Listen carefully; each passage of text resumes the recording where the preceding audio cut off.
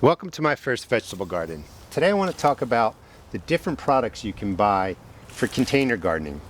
And this is going to be somewhat of a long video, but I want to really explain to you what's out there and some ways you can save money. This is a container mix that I make, and I'll talk about that at the end, but this works really well. It's inexpensive, and I'll show you how I make it right at the end. I've set this up by cost and by names. When you go out to a store, and actually somebody sent in a comment and asked me, can you do a video explaining the difference between the products out there? And I thought that's a great idea, because you don't have to spend a lot of money. And just because you're spending more doesn't mean this is better. So we have a potting mix, a potting soil, and a garden soil. You'll see those names all over.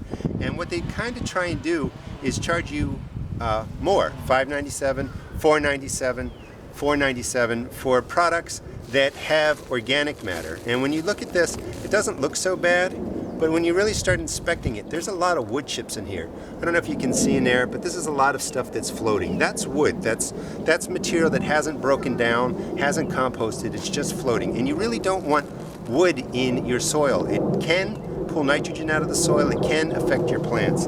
Over here, there's even more wood in there.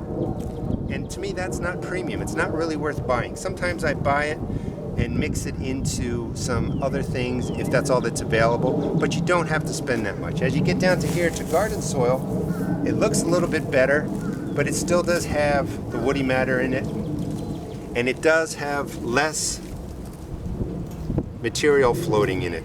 Now, why this is more expensive than this, really, I don't know, but this is still $5. I actually got it on sale for $2. But again, potting mix, potting soil, garden soil, they're not necessarily better because they're more expensive. Lots of wood in there instead of organic matter or broken down matter. As you come down here, this is premium topsoil. And when you clump it together, you can see it holds.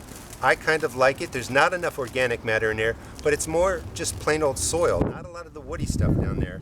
And as I lean in, you can see not a lot of material floating in that. And then finally you get down to just plain old topsoil, which when you pick it up, it's just really dirt. A lot of sand, not a lot of organic matter, not a lot of nutrients, but it's a really good building base. And again, looking into this one, not too much floating on top there. Over here, you have your composted manures, dehydrated manures, and they can cost you anywhere from $2.67 to $4.47. You don't really have to buy those, and you don't plant directly into these. These are things that would go into your container. These are things that you would add to your container soil or add to your container or add to your earth beds. But you don't just fill up a container with this product, the composted manure, or with this product and plant in it. You would really blend this with these materials. Finally, I've talked a lot about Spagna peat moss. This is a 3 cubic foot bale. It's compressed, so there's a lot more in there than you would think. It's only $9.97, 3 cubic feet, and I tend to make my own compost, my own container mixes, and I also do compost, so I don't really buy this. So, what do you buy? Well, you can buy whatever's available in your area. One thing that I learned is a lot of these products may not be available in your area. It's okay, you can use these. I just want to let you know you don't have to spend more money thinking a potting mix, potting soil, or garden soil is better for your container plantings.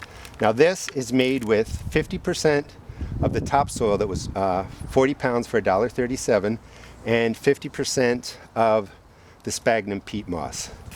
So it has soil in it and it has organic matter in it, and this will really hold the water because peat moss will hold on to the water. This is perfect for container gardening. There are some things I add to this that I have a video on that I'll put up the link to show you how I make it.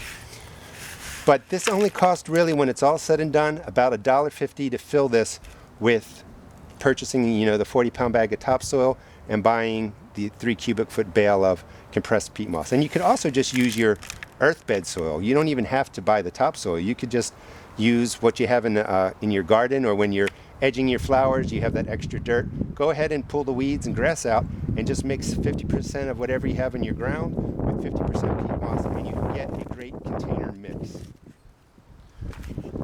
Hope you enjoyed the video and hope this gives you some idea of, let me let the wind blow by.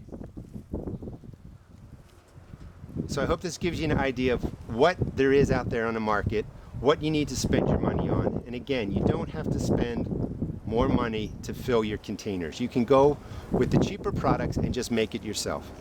Hope you enjoyed the video. Please check out my blog at www.therustedgarden.blogspot.com and also check out my YouTube videos. Thanks.